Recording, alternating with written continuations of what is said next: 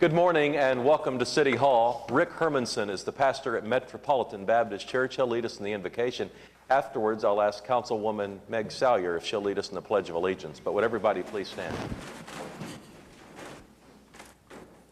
Father, what a privilege to ask you to be present in this meeting today, to know that because of your great love, your compassions never fail. They're fresh every morning. Great is your faithfulness.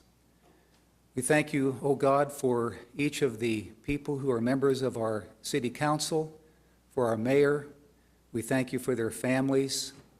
We pray that if they bring any particular personal burdens or problems or concerns to this meeting today, that you, by your grace, would allow them to place those in your care, your loving kindness, and that they could focus on the agenda that has been presented to them today.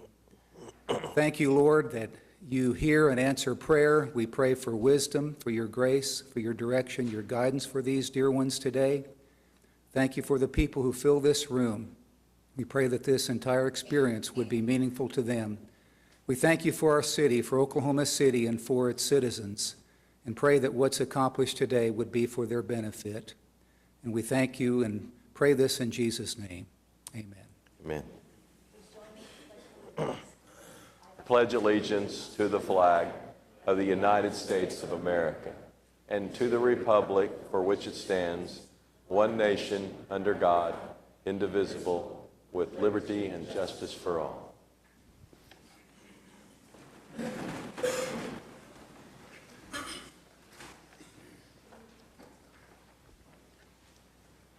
We'll call the meeting to order, and we'll begin with an appointment of a new municipal judge. Stephen L. Tolson is going to be installed today. I'll ask them to go ahead and get settled up front. We need to vote on the resolution. I was going to have them get settled as we get ready to vote. Yeah, if you all will go ahead and get ready. We have a resolution on item 3A that would appoint Steve Tolson as a municipal judge with a term that begins in, I guess, today. I move the It would resolution. run for nearly 2 years. We have a motion and a second. Cast your votes. It passed unanimously. Now we'll have the swearing-in ceremony. I'll note that Judge Tolson is going to be sworn in by a friend of his, Patrick Casey, and his wife Cheryl is accompanying. You bet. Repeat after me. I state your name.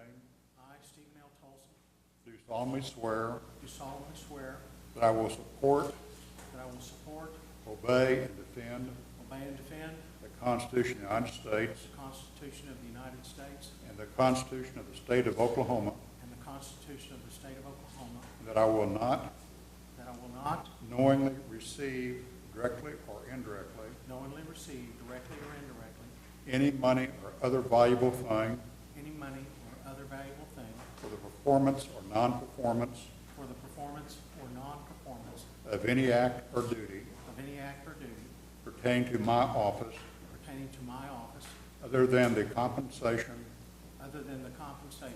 allowed by law. I further swear I further swear that I will faithfully discharge my duties I will faithfully discharge my duties as a municipal judge as a municipal judge of the city of Oklahoma City of the city of Oklahoma City to the best of my ability. to the best of my ability. Thank you. Let's hear it for Judge Tolson and his wife Cheryl.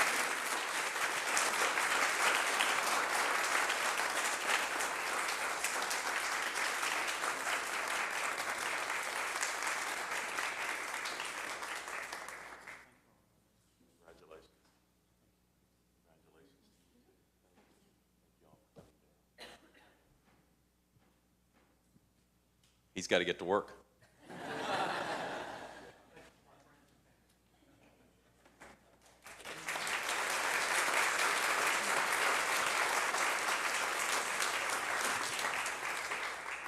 The month of October is also Domestic Violence Awareness Month, and Jan Perry is here from the YWCA. Jan, we have a proclamation. I'll ask the clerk to read it as we get settled. Whereas Oklahoma is ranked 17th nationally for the number of women killed by men in homicide incidents, and the YWCA Oklahoma City serves more than 20,000 individuals every year who are impacted by domestic violence. Whereas the crime of domestic violence is not confined to any group or demographic, and it violates an individual's dignity and humanity through the use of emotional, physical, sexual, and economic power and control. Whereas, in order to reduce domestic violence fatalities and the incidence of domestic violence by and large, communities must be educated about this crime and the appropriate response to those involved, including referrals to licensed service providers.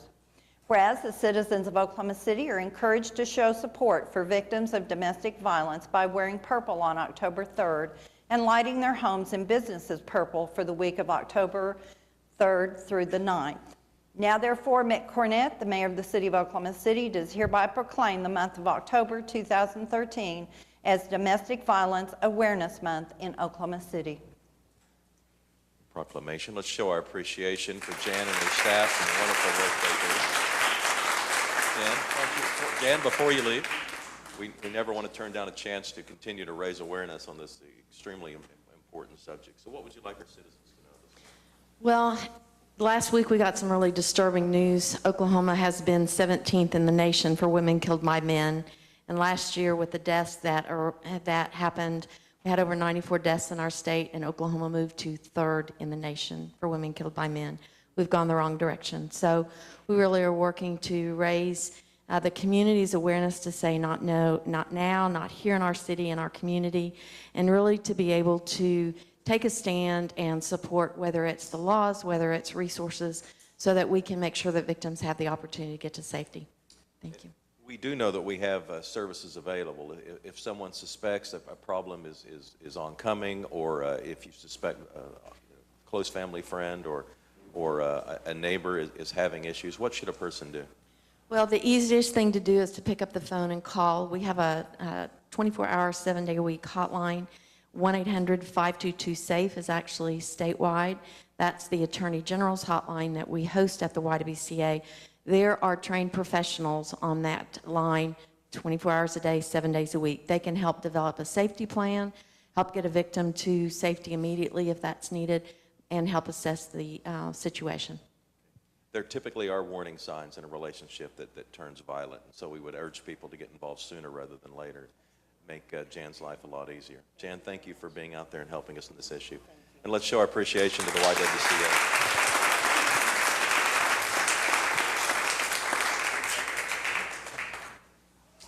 And now we're going to award our Oklahoma City Beautiful Adopt a Park winners. And Lisa Sinar from Oklahoma City Beautiful is going to come up here and join me. And then we're going to ask each of our winners from different parts of the city to come up and join us as well. I'm just going to hand the microphone over to Lisa. Well, thank you, Mayor. I'm Lisa Sinar with Oklahoma City Beautiful. We are thrilled to be here today to represent, to honor the people that take care of our parks and public places in Oklahoma City. We have over 80 parks adopted by Girl Scout troops, neighborhood associations, Boy Scouts, just everyone helping to keep our neighborhoods clean and safe. So we're honored to be here today. We have parks that aren't adopted, so if anybody in the room would like to help us out, let us know. And who do you want to start with today? Ward 1, the Girl Scout troop from 1256. All right, let's hear it from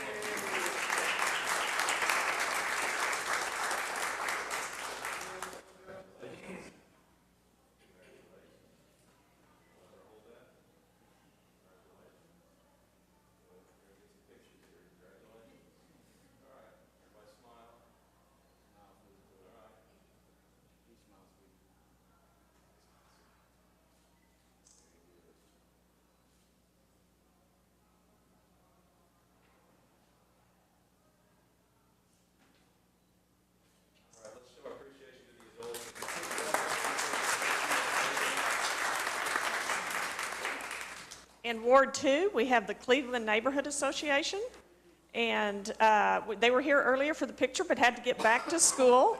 The Cleveland Neighborhood Association is also our overall winner. We always pick an overall winner after all the wards, and they do a wonderful job there. Ward 3, Smith and Farm and Garden, they take care of Meadowbrook Park.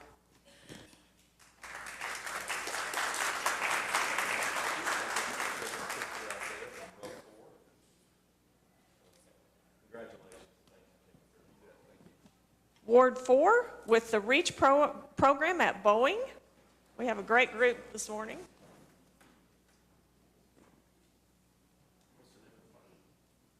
They take care of Stanley Draper.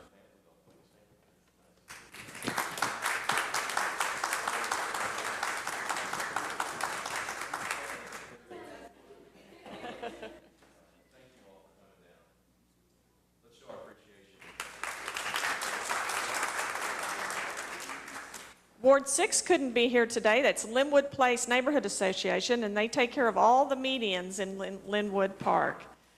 The Redeemer Church in Ward 7 takes care of Edwards Park, but couldn't be here also. And last but not least, we have Friends of Martin Nature Park. They take care of the Martin Nature Center, and this is Donna.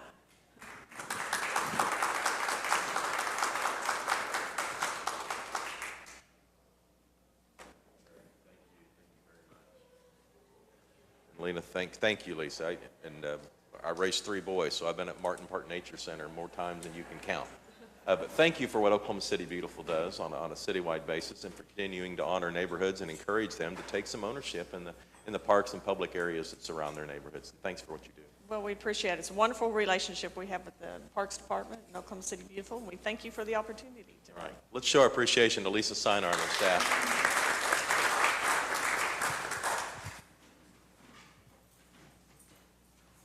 Every month, the South Oklahoma City Kiwanis Club helps us honor one of our employees as the Employee of the Month. You can imagine, with an employee base of over 4,000 people, that this is quite an honor. And this morning, we're honoring Lieutenant Larry King from the Oklahoma City Fire Department. Larry, you want to come up and bring your staff with you? We have a resolution. I'll ask the clerk to read it as we get settled. Whereas Lieutenant Larry King has been a city employee for 20 years and is a lieutenant in the Fire Suppression Division of the Fire Department. Whereas Lieutenant Larry King's duties include driver, firefighter, and emergency medical technician. Whereas, returning to the fire station from a house fire on June 9th, Lieutenant Larry King noticed a young man and woman on the Southeast 66th Street and I-35 bridge, and he decided to see if they needed assistance. Whereas, Lieutenant King, along with Corporal James Elzey, approached the couple, and it was then that the young man jumped from the bridge. His companion grabbed a hold of him, and she and Corporal Elzey were able to pull the young man to safety. Whereas Lieutenant King's desire to assist the public resulted in his stopping just in case help might be needed, and a young man's life was saved that day. Whereas his council desires to recognize Lieutenant Larry King for his unwavering dedication to his profession and the safety of the citizens of Oklahoma City and the public in general. Now therefore be it resolved by the mayor and council of the city of Oklahoma City that they do hereby thank and commend Lieutenant Larry King, October 2013, South Oklahoma City Kiwanis Club Employee of the Month. Let's show our appreciation to the heroics of Lieutenant King. And technically, we will need to vote on this. I'll need a motion. Second, cast your votes. And it passes unanimously. We know our firefighters save lives, but I can't see a more direct, life-saving move than that one. It's just, what was your instinct that told you needed to get involved here? Well, it was early in the morning. It was just unique that a couple would be at that time of day, and so just thought we would go see if they needed some assistance. And then as things progressed, we realized it was we needed to react, and luckily I had good firefighters with me, and we just did what we thought we needed to do, get him off the bridge until we could get some help from the police department.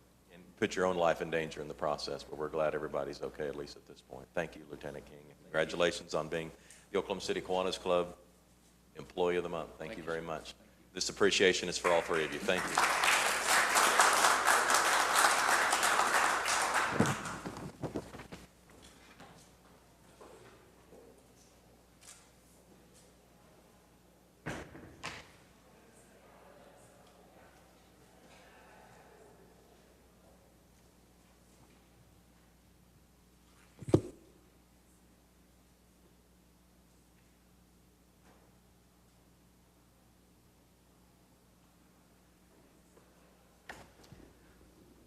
And on the council agenda, we're now on item 3D and E, a couple of appointments. I'll look for a motion on the pair. Cast your votes. Passed unanimously. On to item 4, it's the Journal of Council Proceedings. 4A is to receive the Journal of Council Proceedings for September 24th, and 4B is to approve the Journal of Council Proceedings for both September 10th and 17th. Comments or questions on the journal? All right, cast your votes. Passed unanimously. And item 5 is request for uncontested continuances. Mayor, on the concurrence docket on page 9, item 7B, that item was not approved by the school trust last week, so we'd ask we strike that item and bring that back at a later date. Again, that's item 7B on page 9. And then under dilapidated structures on page 12, under item 8D1, 14517 South Harvey, we ask that that be stricken. There's a new owner. Item H, 14525 South Harvey, we ask that that be stricken. The owner has removed. Item K, 14409 South Robinson, we ask that that be stricken. The owner's repaired. Item N, 14517 South Robinson, we ask that that be stricken. The owner has removed. Item O, 11720 Rose Street, we ask that that be stricken. We need to re-notify. Item V, 529 Southwest 149th, that needs to be stricken. The owner has removed. Moving to item 8E1, item A, 3031 Cashin Place, we ask that that be stricken. The owner secured. Item D, 1219 Military Court, we ask that that be stricken. The owner has secured. Item J, 3605 Northwest 17th, we ask that that be stricken. The owner has secured. Item K, 3704 Northwest 27th, we ask that that be stricken. The owner has secured. Item L, 3236 Northwest 29th, we ask that that be stricken. The owner has secured. And item Q, 1129 Northwest 105th Street, we ask that that be stricken. The owner has secured. As you can see, we're down in the tornado area dealing with some of those. If you go down to the tornado area, most people are out doing what they need to be doing, but some people have moved in and there's very little action to just a few homes down there. And so now it's time to take the appropriate code enforcement action to make sure we have a quality of life for those that have endured and are back in the neighborhoods. Any other requests for uncontested continuances? All right, let's recess the council meeting, convene as the Oklahoma City Municipal Facilities Authority. Looks like 6 items. We have a motion and a second. Cast your votes on the MFA. Passed unanimously. We'll adjourn the OCMFA, convene as the Oklahoma City Public Property Authority. 2 items. Comments or questions here on the PPA? All right, cast your votes. It passed unanimously. We'll adjourn the OCPPA, convene as the Oklahoma City Environmental Assistance Trust. Just 1 item today. A motion on the EAT? Okay. What's the question, Pat? What was the question, sir? They're new vehicles. There's a list in the resolution of the vehicles. There are additional vehicles to what we've already. Oh, I see what you're saying. No. I don't think they're additional vehicles. I think they're replacing their fleet. And I want to commend the Environmental Trust Group because these are, to some extent, CNG fueled. They've done an incredible job. think Solid Waste done an incredible job of buying into CNG. Almost the entire fleet, I won't say is, but will be converted to natural gas. 10 of the 19 vehicles on the list for this year are CNG. That's very good. Thank you, Marcia. All right, we have a motion and a second. Ready to vote the EAT? Cast your votes. It passed unanimously. We'll adjourn the OCEAT and reconvene the council meeting with the consent docket. All right, we have a motion and a second. Are there any individual considerations? All right, ready to vote? We do have a presentation this morning. We have some people here from S2O, and they are the professionals that are working on the Whitewater facility. And they have a presentation about the preliminary report on the Whitewater facility. Okay, so this is item V on the consent docket. Jeff Gustin? Gustin. Gustin. Good morning, Mr. Mayor, Good morning, council Jeff. members. We will need your name and address just for our records. Sure. It's Jeffrey Gustin, 318 McConnell Drive, Lyons, Colorado. I'm with S2O Design and Engineering.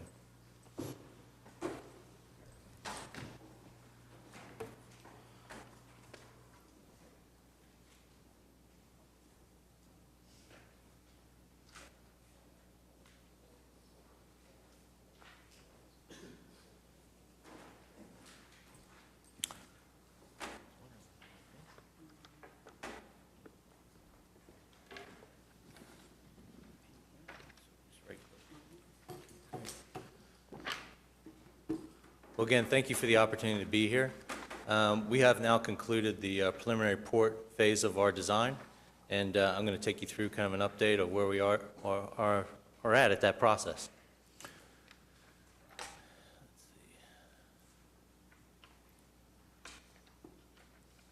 If I can get this to work.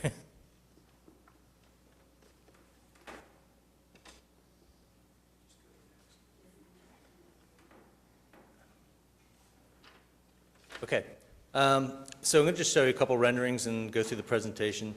There are updated renderings along 6th Street looking east of the facility, so you see the main whitewater facility in the foreground and the whitewater course in the background.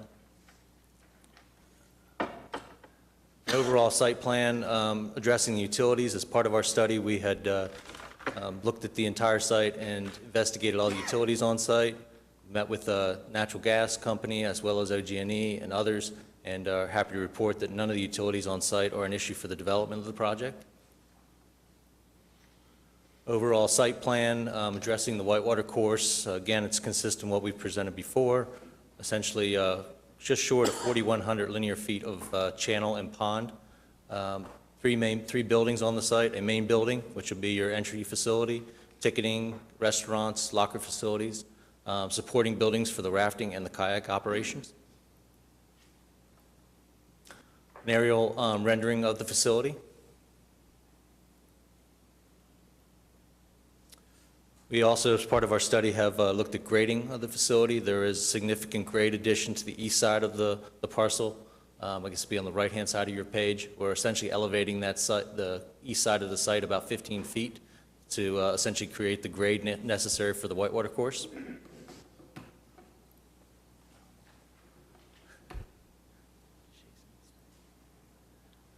This is an overall plan of the access to the facility. So we do have major access both along 6th Street and Phillips, as well as the east side at a turnabout to the kayak facility.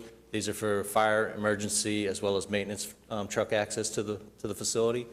The yellow represents essentially a citywide trail around the entire park, access to the course, as well as the inner islands across bridges.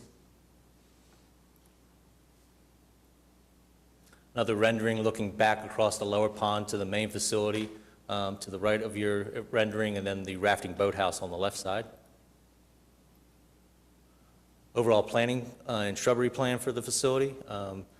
Trees along the river, shade trees in the islands, and then vegetated shrubs as well as perennial plants at the entry to the plaza.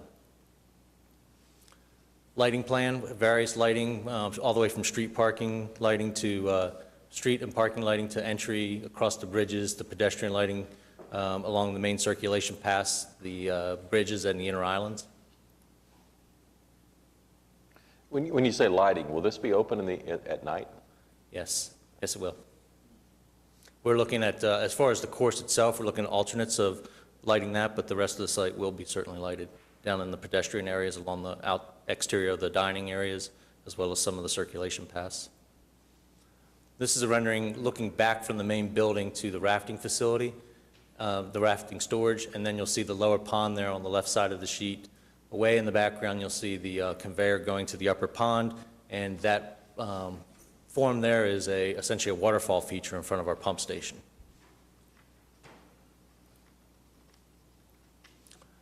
Just run you through the plans real quick. This is the main facility. It represents essentially 18,000 square feet. It is our entry building, ticketing, restaurants, interior, exterior, locker facilities, as well as operational facilities for the program. MAPS has asked us to look at some additional expansion for the future of the project. So we have looked at potentially a second floor for this facility. It'll be the inner box on the plan. The outer box represents kind of an exterior patio, so to speak. So that's more for viewing. The second story could be conference, meeting facilities, additional restaurant space. Rendering looking back at the main building, so it's a two-story volume on the rendering. Some elevations consistent with the designs already implemented at the Regatta Park. These are the secondary buildings or the ancillary buildings. So the top one is the rafting storage building, represents essentially storage for our rafts and our gear, paddles, helmets, whatnot.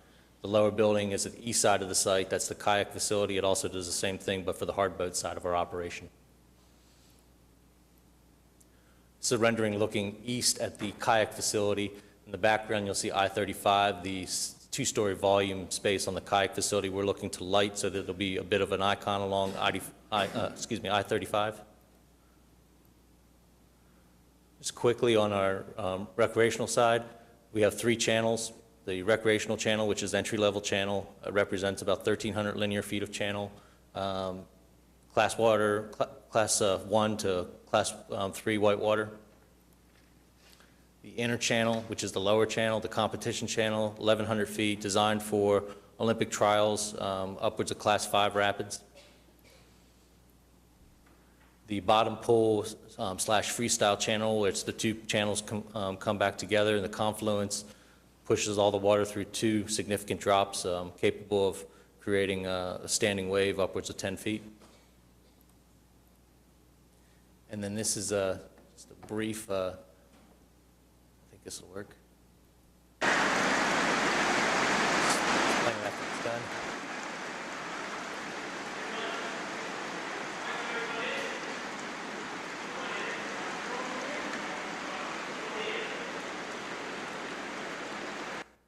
Part of the design process for us on the channels is actually creating a physical model of the entire course. This was done in Boulder, Colorado. The scaled model is at 1 to 10, and it essentially represents the entire course. And the reason we do this is we're able to configure the water and get down to the actual science, so moving forward, the design is spot on. And we've completed that. That was actually filmed about 3 weeks ago in Boulder. Cost estimate. 3 columns here. The red column, first column, represents the original budget published in June 2012. The second column in green is what we presented about 4 months ago at the conclusion of our pre-design phase. And the last column in blue is where we are today at the end of preliminary report. We are on budget. The total construction budget is $23.8 million, and we're just under that by about $5,000. This construction budget includes all the FF&E, the fixture, the furniture and fixed equipment, as well as the public art allowance. Our timeline, at the conclusion of final plans, we are ready, at the conclusion of preliminary report, we are ready to start final plans now. We are projecting that we will finish that effort mid-January of next year, go directly into bidding, permitting, and then hopefully have this project in the ground starting April 1st of next year, with a conclusion target of Memorial Day 2015. And with that, I'll take your questions. Questions? The trails through the park itself Yes. and over the bridges, those will all be just walking trails, Yes, not bike paths or? not bike paths. The bike path continues along the exterior, Around, okay. along Phillips and then 5th Street. Great. Your Honor, Yes, Pat? excuse me. Does your firm have any experience with having put these in before? Excuse me? Have you put these in before? Yes, S2O actually did the course in Charlotte, North Carolina, which was open 2006. And we also did the Olympic course in London, which is now open for a few years. Did that prior work give you any feel for the cost of maintenance of these kind of facilities? Not the, certainly not the London course. It's operated as an Olympic course. Charlotte, absolutely. There was a lot learned on that.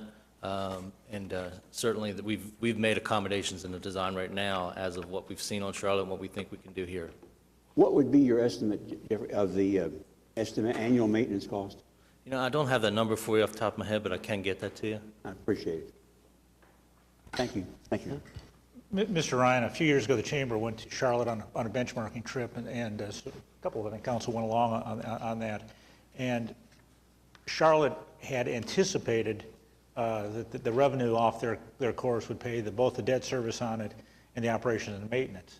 And they're not able to do that. They're not able to pay that capital portion of it, but they are able to easily take care of the operation and maintenance costs on that facility. Well, this will not have a capital component to it, so we're very hopeful that the operation and maintenance will easily be covered by the potential revenue off So the your course. anticipation is once it's completed, there'll be no city money going in there in addition to what's already been spent? That's correct. Thank you. Any other questions for Jeffrey? Yeah, Larry? And just a comment on the Charlotte course. I was one of those who was able to go to Charlotte. We have, I think, see if I'm on the right track, really two outstanding advantages over Charlotte. One is the location of the facility itself. At Charlotte, it's 40 to 45 minutes removed from the downtown area, if my recollection serves me correct. It's not quite that far, but it is certainly out in the edge of the county, so there is a It's bit out- of an effort to get there. And then the second thing that Jim was just talking about, they borrowed money to build it, and they were having challenges financing the bond payments. All of our capital is paid for in cash, so we will not have that ongoing expense once the facility opens. So I think both of those give us a heads up, and it's a tremendous amenity for the public, because while we emphasize the Class 5 rapids and the Olympic aspect, it offers tremendous amusement, entertainment opportunities for just the average public, for parents and children, and I think it's going to be a real destination place in central United States for people who want to come and enjoy the amenities that will be provided there. Thanks, Larry.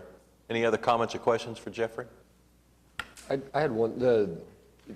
You asked about being open at night, and I kind of missed, will you actually be able to use the course at night, or is it just going to be We're open to looking at walk? alternatives right now for lighting the course at night. So we're working with the operator as well as MAPS to determine the actual operating schedule. Right now, it is not lit at night. We're looking at just, the first option is to just light the competition channel.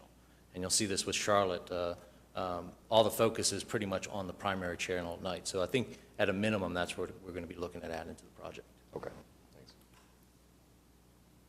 All right, Jeffrey, thank you. Great, thank you. Ready to vote the consent docket? Mayor, I have a question on one of the items, on Okay. item 6T, 1 and 2. The demolition contracts on the downtown. Those are completed demolition projects. What? Those are completed demolition projects. Okay, there's nothing new on that. That's, yeah, I think you're interested in package 4.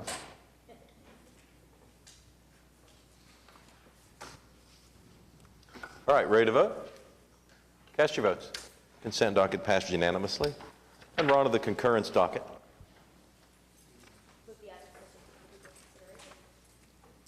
All right, any individual considerations here? All right, cast your votes. Passed unanimously. Now we're on to item 8. These are items that require a separate vote. Item 8A1 is a closing of a street and alley bounded by North Walker and North Harvey. It's up north at 97th and 100th Street, and it's in Ward 7. John, you okay with this? Yes. Do we have any protesters? Anyone here today hoping to speak on item 8A1? Looks like we're good to go. All right, I move for approval. Cast your votes. Passed unanimously.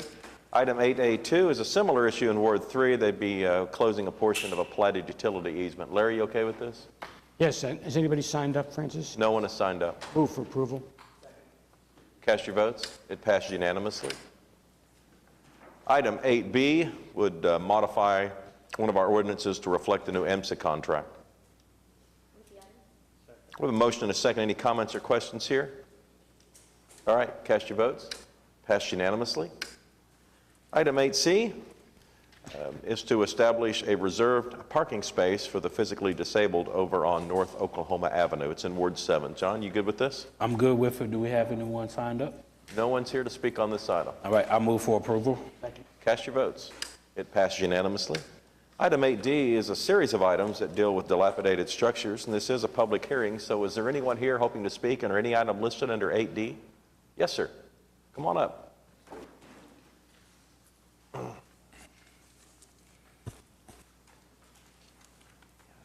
If you'll step forward to the microphone, and we'll need to start with your name and address, please, for the My record. name is Mark Simone, and my address is 8 Southwest 148th Street.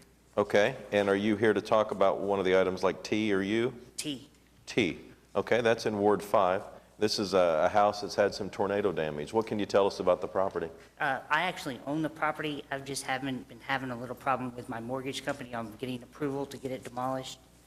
And I do now actually have approval to get it demolished, so I can do that. Okay, it's in Ward 5. David, any comments or questions from you?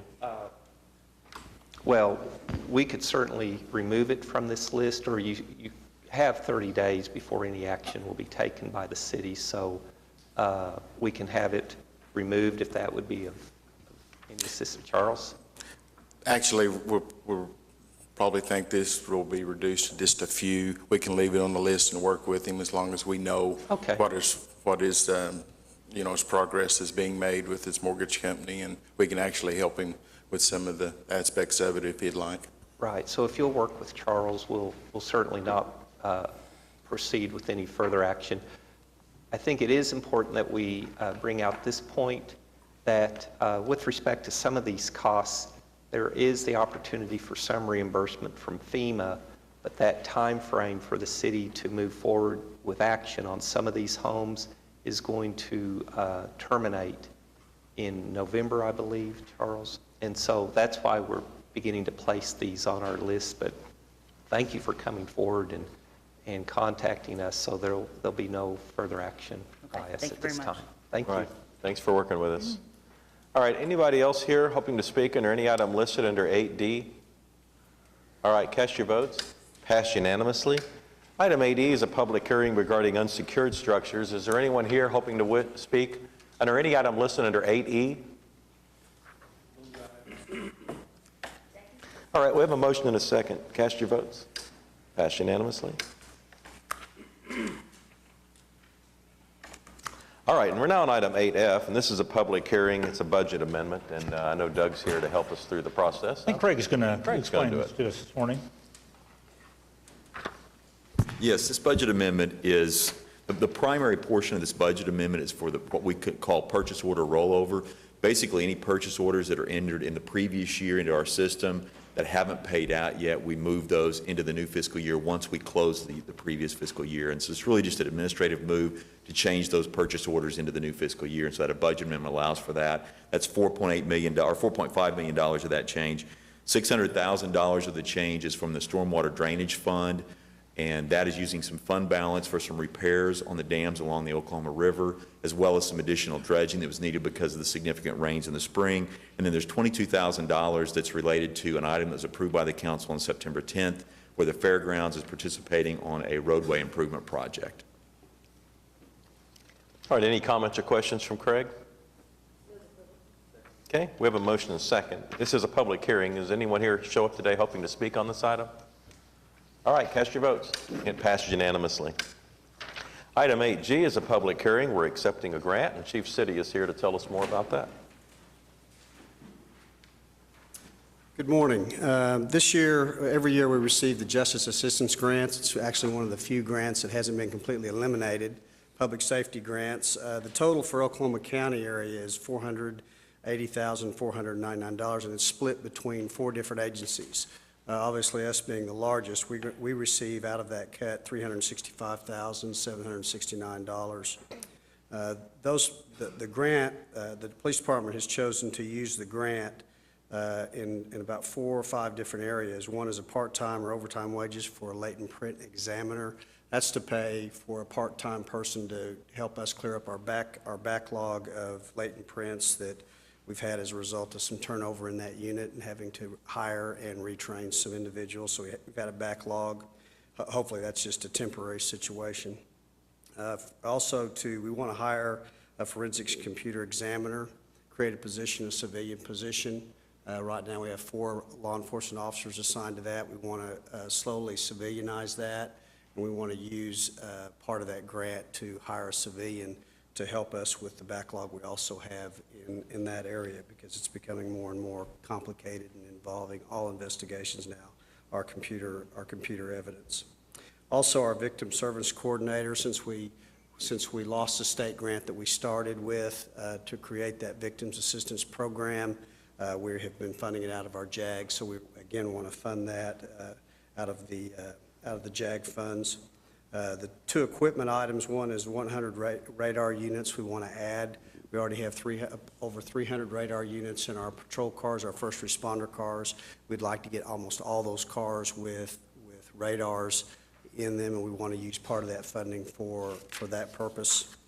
And then we want to purchase 5 portable CCTV units that will be used for special events. They're not hard mounted. We're able to attach them to light our mobile light fixtures and those types of things that we use for special events, say like at the fair or the memorial, that would give us more visibility and more coverage. So those are the items we want to choose to use those for. Any questions? All right, any questions for Chief City? Yeah, Pat? Excuse me, Your Honor, Chief City? Your Honor's good. I like Your Royal Highness, whatever it takes. On the forensic computer position? Yes. It's going to be a civilian, and you want to eventually replace the uniform officers in there with civilian employees? Probably not replace all of them, but we need to add to that unit. Instead of adding more police officers to that unit, I'd like to try to start adding some civilian positions because they're not in the field, those types of positions. They're merely examining. They're basically a support unit in many cases. So probably not replace the officers because we need some officers in those units to go out into the field, but to supplement that unit with civilian techs. And in the event that these burn grants that weren't forthcoming next year, do you have a provision in the back of your mind at least on how to pay for that? I do. If we can't eventually add that, if we lose that grant like next year, if we can't fund it out of that, we fund some positions out of our asset forfeiture funding for that unit. Thank you. All right, any other comments or questions for Chief City on the grant? Thank you, Chief. Thank you. This is a public hearing. Did anyone show up today hoping to speak on item 8G? All right, let's cast our votes. It passed unanimously. Item 8H is a request for a revocable right-of-way permit. This is an event that would be held in Ward 7 on October 5th, and it's called the Color Run. Is anyone here representing this event? It looks not. John, you want to make a motion on it? I move for approval. All right, cast your votes. It passed unanimously. Item 8H2 is a request to hold Thunder Rally through what looks to be virtually every home game on the Thunder schedule. And again, it's in Ward 7. John, you all right with this one?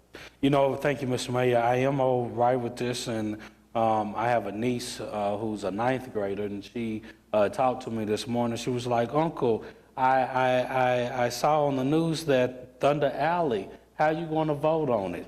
And I said, I'm going to vote in favor of it, so I move for approval. She's probably holding her breath right now. Cast your votes. Passed unanimously. All right, item 8H3 is a request to hold the annual Race for the Cure, and Elisa Pope is here. Elisa, you want to come forward and tell us about this year's race? It takes place in Ward 6 and 7 on October 19th and 20th. Good morning. Good morning. Good morning, Meg. The Susan G. Komen Race for the Cure this year, it is actually our 20th annual race that we will hold downtown.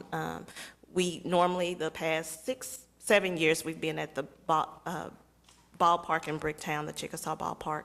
This year, we're actually going to move our race back to the Myriad Gardens. Our very first race 20 years ago was held right there at the Myriad, and it was only fitting that we go back to where we started. So we're very excited, and after 20 years, we are very proud to say that we have invested over $19 million back into our local community, and within the last 5 years, those funds that we raised from the Race for the Cure has resulted in 125 breast cancer diagnostics, in which all 125 of those are still alive. So that one thing that we are very proud of. So. All right. Elisa, thank you. Any thank comments you. or questions here, Meg? I'm just going to encourage you when you finish the race to go to Nick's and have some cheeseburgers. I They're going to know. open on And- Thursday in the Myriad Gardens. So I know, don't we're miss kind of it. excited about that, so, yeah. It's going to be wonderful. I'd move approval. All right, we have a motion and a second. We're voting on item 8H3. Cast your votes. It passed unanimously. Thank you. Understand we do not need executive session on item 8I. We do not. How about a motion to strike? All right. Do we need to vote on the striking it? Okay, cast your votes. Item is struck. And item 9 is items from council. James, you want to get us started today? All right, Ed? Okay, Larry? Pete? David? Meg?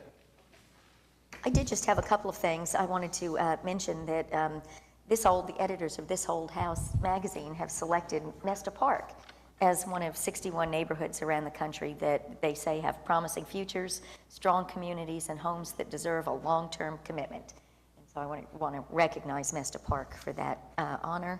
And despite Saturday's rainstorms, we had 2 fabulous festivals in Oklahoma City this weekend. The Fiesta de las Americas, which right at Friday afternoon, made a decision to move off the street and into the Cox Center, and I want to thank everybody at the Cox Center for making it possible. They had a great crowd, and it was lots of fun. And then the annual Plaza Festival was also Saturday afternoon, and they got lucky in that I guess they didn't open until noontime. So weather was clearing up by the time things kicked off. There was wonderful music, great artwork, and a huge crowd. So congratulations to all of the organizers. It just sort of represents the diversity of our community and our neighborhoods, and I think everybody involved had a terrific Saturday. Thank you, Mayor. John? Pat? It's a quick question, Your Honor. I've asked this question a couple times. I'll get a progress report. That is, there's a railroad crossing on General Pershing that is to the, I guess, east of May Avenue. It'd be across from the new main entrance to the fair, and it's a really rough crossing. Have we done anything about getting that fixed? It's on our regular follow-up, and we are working with the railroad to try to get it repaired. We are continuing to work. We have not gotten them to repair it as of yet, but we are constantly working on it, and it's on our weekly follow-up. Do we have a walk-away point where they will say to help with the railroads and fix it ourselves? That hasn't worked well for us in the past. Okay. Well, the railroads I know are difficult to deal with, and I understand the agony it incur, but I just want to, if we can get that fixed, we ought to get it fixed. It's really a rough crossing. City manager reports. We have Doug Dollar with us this morning to give us a presentation on the annual performance report of the city. Well, good morning, Mayor and Council. I'm pleased to be here to provide an overview of the city's performance for fiscal year 13. This will be the fourth year that we've produced the annual report. A black and white copy was included in the packet, but we're handing out a color copy as well as the supplement. So the annual report, the smaller one, is focused on council priorities, while the thicker supplement contains all the results and outputs for all departments in the city. So it gives you a more comprehensive look at performance throughout the organization. And all these reports will be available on okc.gov along with a number of other resources for leading for results.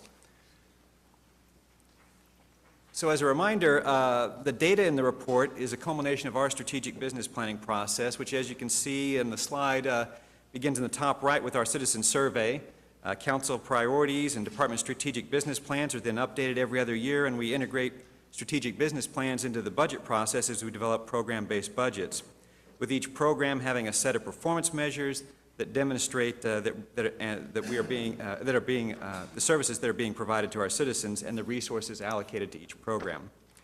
Throughout the year, we collect and report performance data regularly, not only to you through our quarterly briefings, but to the city manager's office and department heads on a regular basis. Departments are regularly reviewing the results not only for tracking operational effectiveness, but also when they prepare their budget changes. And the auditor's office also uses our LFR data in its performance audits. Well, last year when the council adopted new priorities, a preamble was included in the council priorities for the first time, and I think it's worth revisiting that preamble, and if you'll indulge me, I'd like to read it now. Our priorities are grounded in the lessons of the city's history and the values of inclusiveness, mutual respect, and self-reliance that are the hallmarks of our future. We see our diversity as a source of strength and an important resource for our city. We will be responsive to our citizens' needs as we address these priorities and continue to deliver what we promise. The trust of our citizens is the cornerstone value we'll strive to maintain as we move forward together. Well, out of that preamble, the 5 priorities flowed, and they are: provide a safe and secure community, promote thriving neighborhoods, maintain strong financial management, develop a transportation system that works for all citizens, and support high-quality public education and community health and wellness.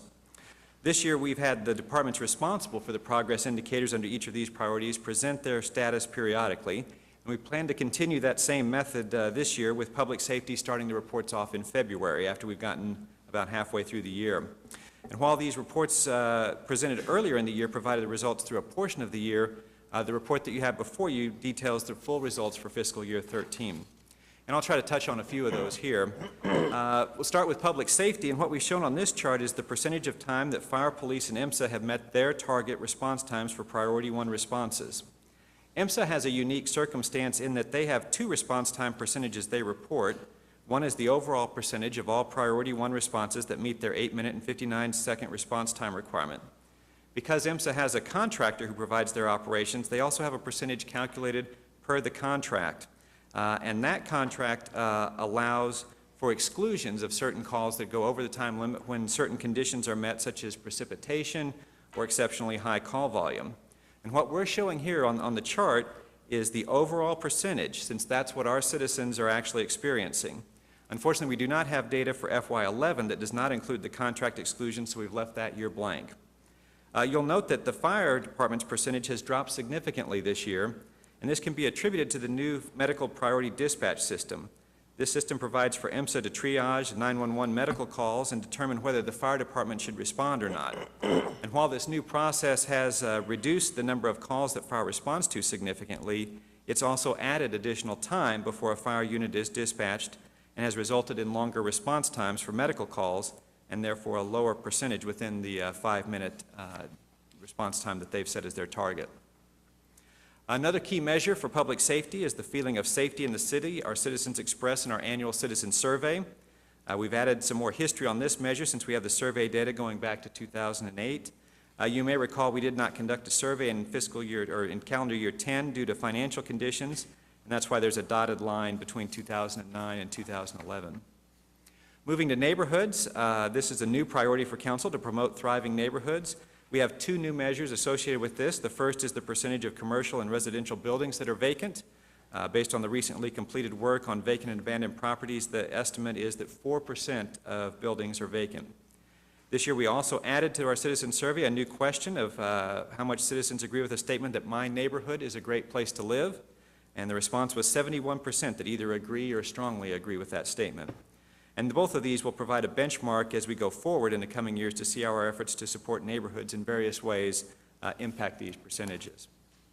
Another measure related to neighborhoods is code enforcement violations resolved voluntarily.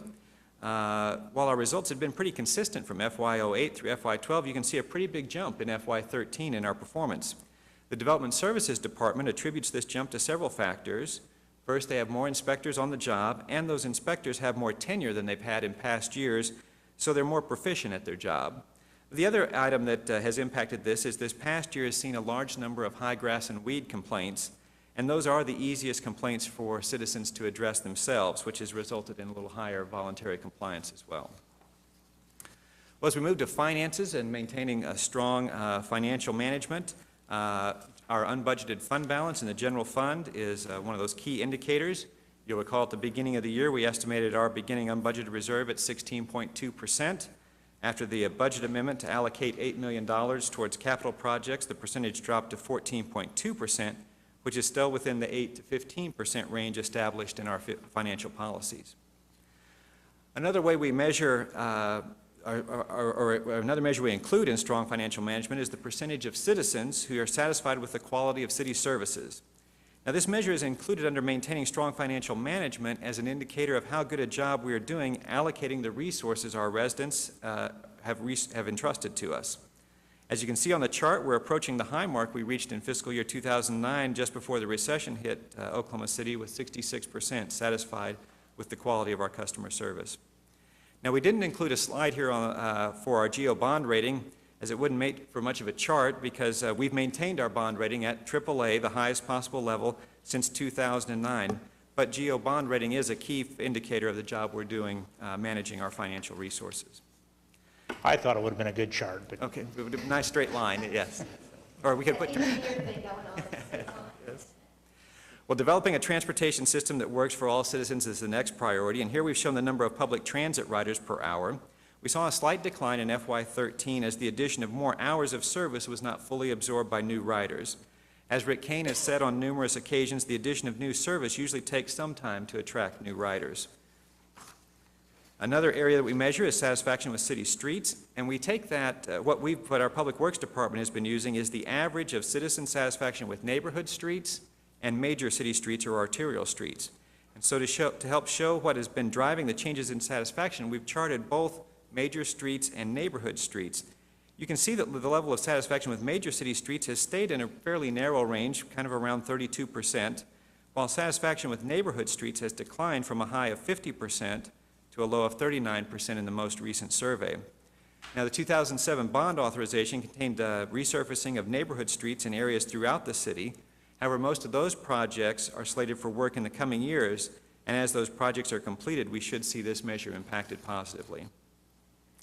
Well, supporting high-quality public education and community health and wellness is the final priority, and we've shown 4 key figures on our 2 charts here. First, in the area of community health, we've shown for our citizen survey, again for the first time this year, we included a question about regular leisure time physical activity, and in this case 66% of our citizens said they engage in that regular leisure time physical activity. The other health measure we included was the percentage of citizens living within a half mile of recreation facility, trail, or park, and that figure stands at 58%. So again, both of these give us a benchmark as we go forward to see how we're impacting the opportunities for health and wellness in Oklahoma City. On the right side, we have the high school graduation rate and percentage of third graders reading at or above grade level in I-89 public schools. Graduation rate and percentage of third graders reading at or above grade level in I-89, or the Oklahoma City Public Schools. Those are at 77% and 63% respectively. Well, the last chart that I'd like to share with you is the question from the citizen survey of whether the city is heading in the right direction.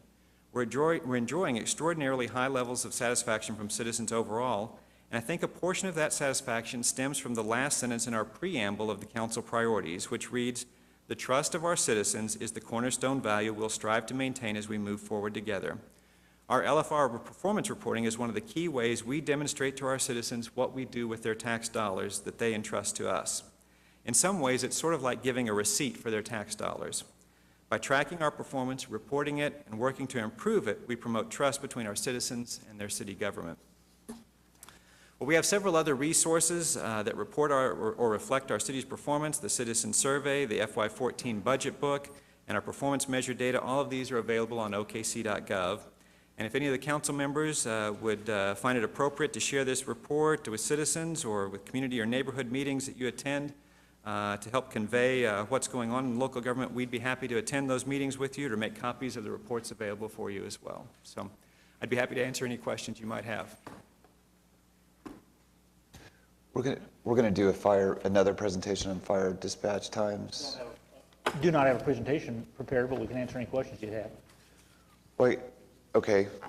I guess that would be the most striking thing is if when we're moving to this new contract with AMR and we're going to be even more reliant on fire getting there, I guess this drop would be the biggest question I have from 73 to 64%, and you're attributing it to the new dispatch.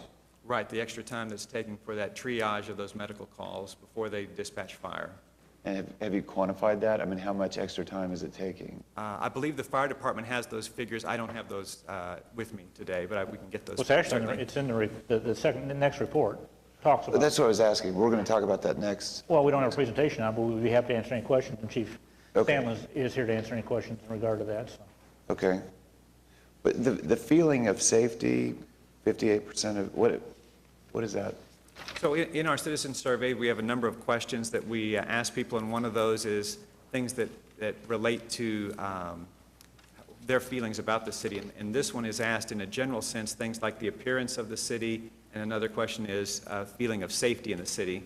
And we ask them, do you feel safe in the city? And it's agree, strongly agree, neutral, disagree, strongly disagree, of whether you feel safe in the city. And so this is from our citizen survey that was conducted over the summer. Okay. Okay, thanks.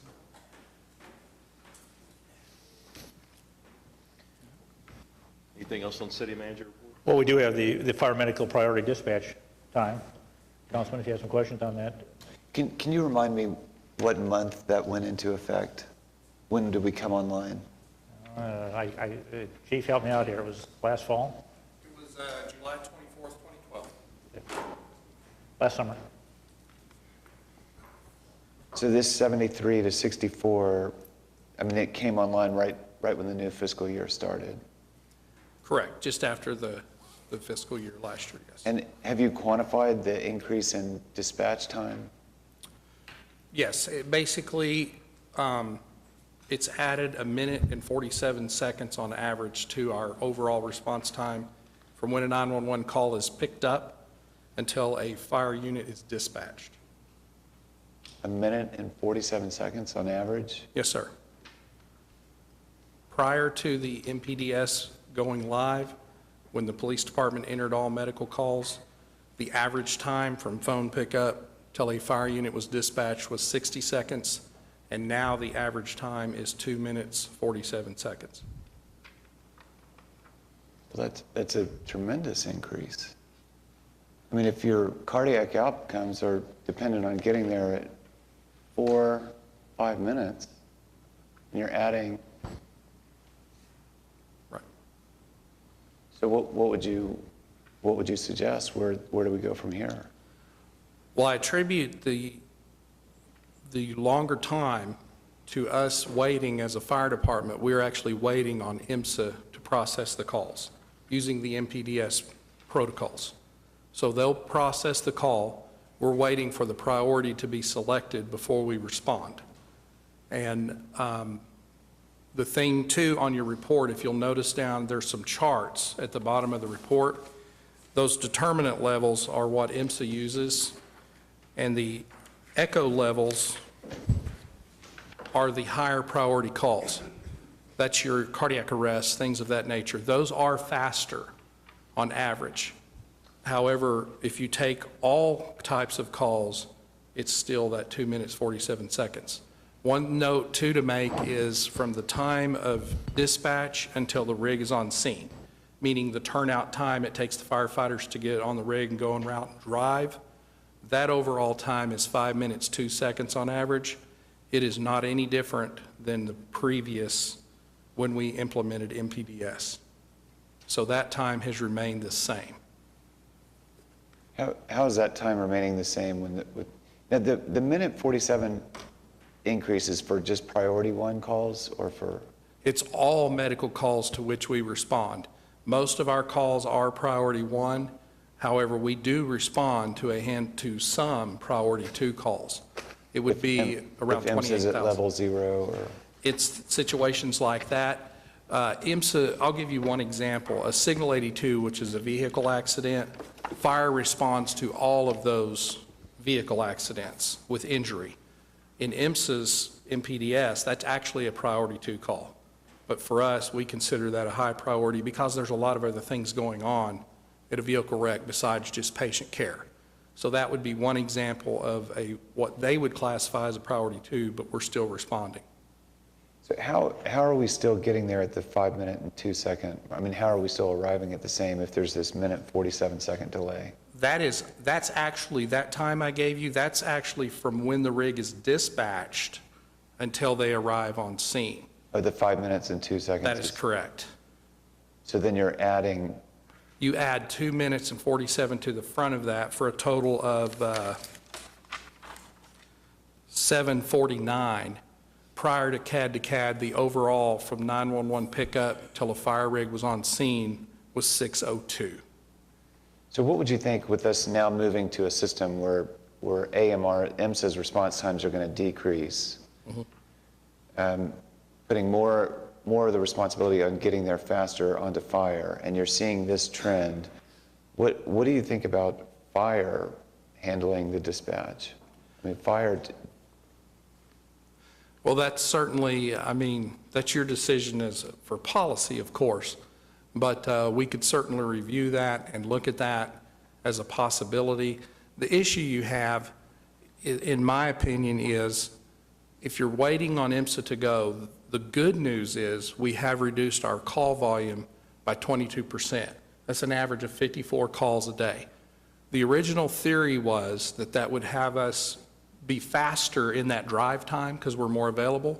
We really haven't seen that. It's the same time. But as far as combining, I mean, it's obviously something we would certainly look at to do that type of system. Not to speak for IMSA, but system-wide, to speak for the system, an ambulance is immediately dispatched once they have a valid address.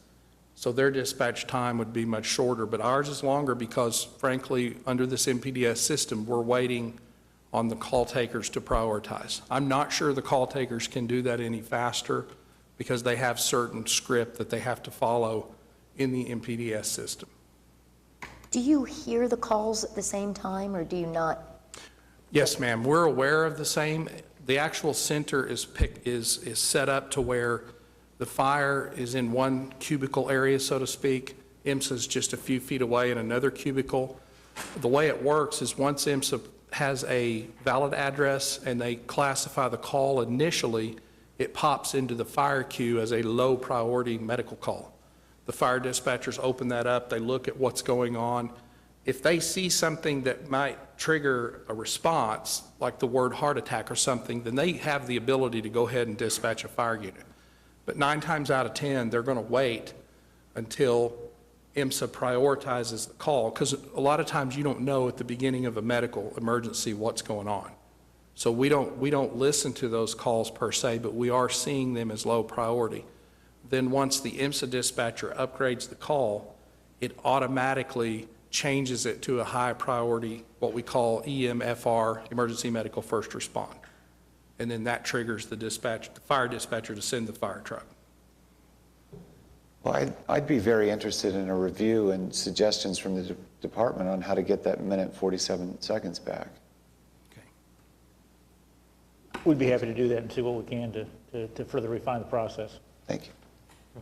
Thank you, Chief. Chief, before you leave though, if you are saying that as a result of this change in a system, we're responding to 22% less calls, I would think that there are some cost savings related to that, whether it's just the fuel or other expenses. So that's positive. Okay. Thank you. Could I just make a couple of comments on the report, starting with the very end?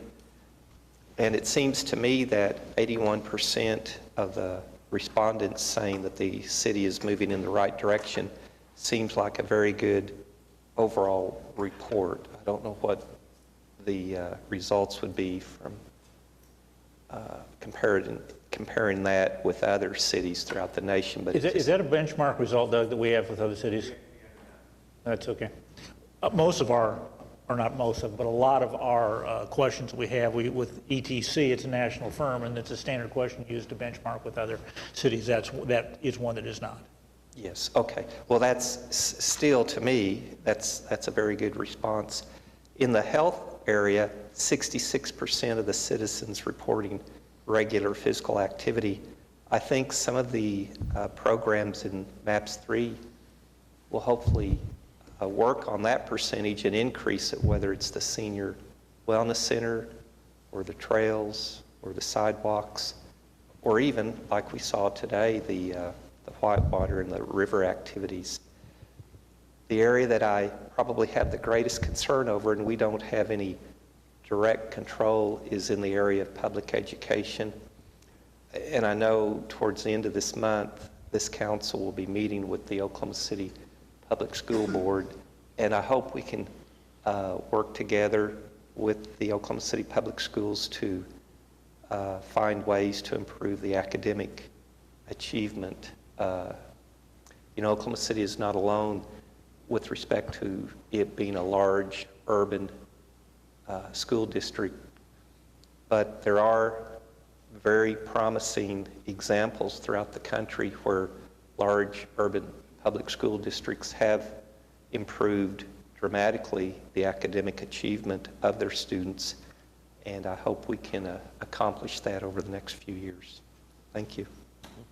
Can I ask one? Oh, go ahead, Pat. Just a quick question.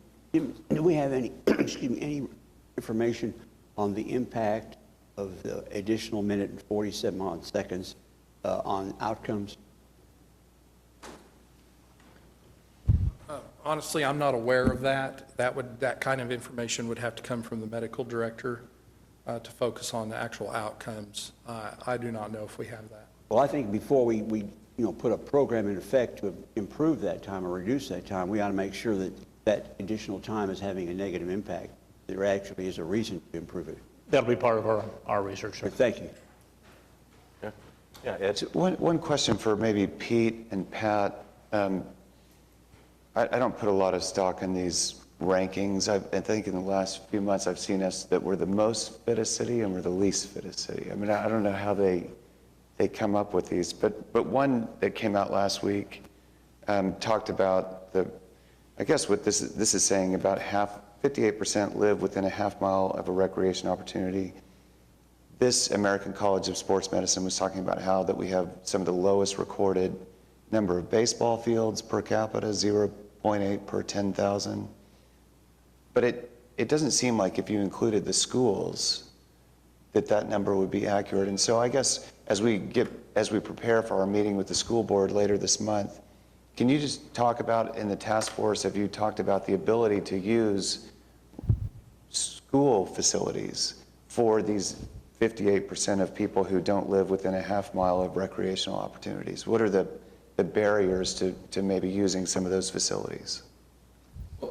Over the time we've been meeting with the board, I think we've made some serious inroads, not just in using the school grounds, the recreational part, but the buildings themselves. It's kind of been our position that we're there, that improving the quality of education is absolutely a necessity if we're going to be really a big league city. I mean, the idea we're going to have a big league education program to make that happen. And one of the ways to do that is to have good neighborhoods. One of the ways to have good neighborhoods is to get neighborhoods back involved in the schools. And we've spent a lot of time trying to open schools up to neighborhoods, to neighborhood association meetings, to the utilization of the fields. It hadn't gone quite as fast as I'd like for it to have gone, but we've moved up, I think, pretty substantially. I think the Putnam City system is still locking their playgrounds, is the last I understood. At the end of the school day, like 5 o'clock, they lock them, which I've never understood that. But and a great deal of Oklahoma City is, well, probably the entire Putnam City system is in the city of Oklahoma City. I think you probably know, Mayor. Yeah, almost all of it. Yeah, that would open up a lot more recreational activity, and some of them have facilities there. They have little small baseball fields, and they have other kinds of exercise facilities. One of the things I liked about the park that was built south of the Variety facility at 44th and Walker is it doesn't have any fences. It's absolutely accessible 24 hours a day. I mean, I hardly ever go by there that I don't see people in it. It's got all kinds of gadgets in it, exercise gadgets, and I think we're moving that direction. But some of it's been slow. It has not been as rapid as I think Pat or I, either one, would like to see it. And I do think probably it's not as rapid as some of the people from the Board of Education would like to see it. But there's kind of an inertia there about this is how it's always been done that seems to get in the way of moving it very quickly. But I've said all that to say I agree that using those facilities certainly should enhance those numbers, and not just the numbers, but they should enhance actual the livability of and the quality of our neighborhoods and the health and all the kind of things that it takes to make happen. So it is a good topic to talk about when we meet with the I-89's board, because we've made some progress, a lot more, and things are better than we thought. Pat said that very often, that when we got in and looked at it, things with public education are probably better than we thought. One of the things we found out early is they don't do a very good job of telling people about things they do well. And we worked on that. But I too look forward to this meeting because I think it really is an opportunity to try to improve that situation for both groups, the school boards and the city and the neighborhoods, everything else we're trying to accomplish. Any other comments or questions on the city manager reports? All right, let's move on to citizens to be heard. We have one person that has signed up to speak. Roy Stafford.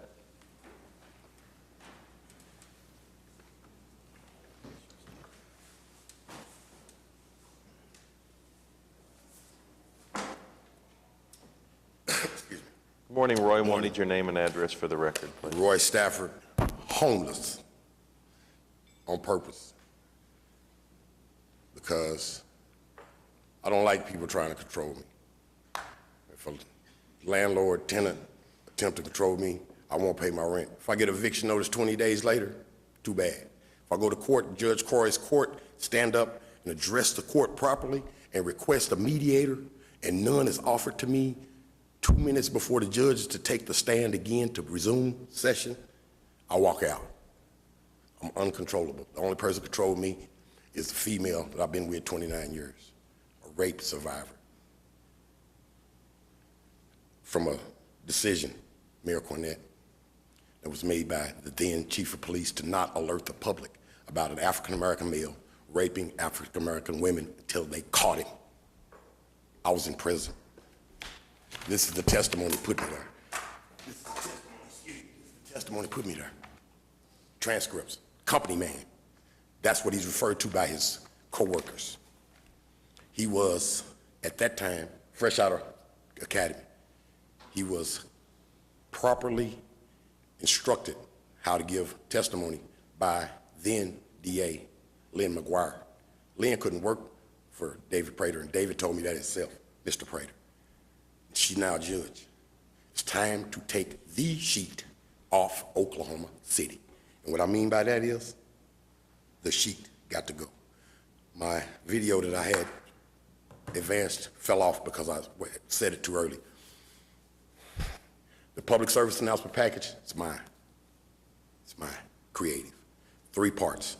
First part, addressing the male morality in the community. I caught Kenneth Jordan in one of my storyboards. He laughed harder than I've ever seen him laugh in all the times I've been coming down here making everybody upset. And I talked to him about it in the hallway the other day. And I told him, I said, Mr. Jordan, this is what we need to do. I need for your counselors and you to get together and figure out a way for my corporate entities, 3 of which will pay for the airtime. It's gonna cost the city nothing. Guy Henson, Midwest City, Mr. Claves, they're ready to ride. OU Health Sciences Center Police Chief Ed Welsh, he's ready to ride because I told it to him first. And I told you, he told Chancellor Boren. Ed is out on leave. And in my heart, I feel that my relationship with him is about to end. Ed is known as my substance abuse problem. Everybody's known of it. I ain't got no shame, brother. Because guess what? Don't nothing control me. The only person who controlled me, I told you, 29 years. The other one died in 1987. She raised Gordon and Graham Robertson, the ballistics expert for the OSBI. I'm a hard person. But let me tell you this. I have information that the public service announcement package that's being currently worked on by your police information office is consisting of print and the idea to go to air. The airtime available is midnight to 6 a.m. Ain't no criminals gonna see that. They'd be too busy getting high. Ain't no criminals to pick up the paper and read nothing about anything from the police departments. My idea, I talked to one station, 15 minutes on the phone, told him what my idea, what the end game of my idea is. The end game is to reinstill the faith of the community and law enforcement after all the things that have happened. And we don't even need to go into that. Okay. I got 3 entities that will pay for the airtime. I have committed from one station, he will talk to the other 3, 6 p.m. news, $500 a shot. It's $2,500 a week. One station, it's 10 grand a month. That's 40,000 for 4 stations. I have information that they were looking at 60,000 and didn't know how they were going to pay for it. Roy, thanks for coming down. Let me say this, Mayor. Friday, I had a meeting. Let me say this, please. Roy, we're done. You've had more than your time, but thanks, and you can come back next week. Can I ask you one question? No. Why was... Meeting's adjourned. Well, let me ask you this.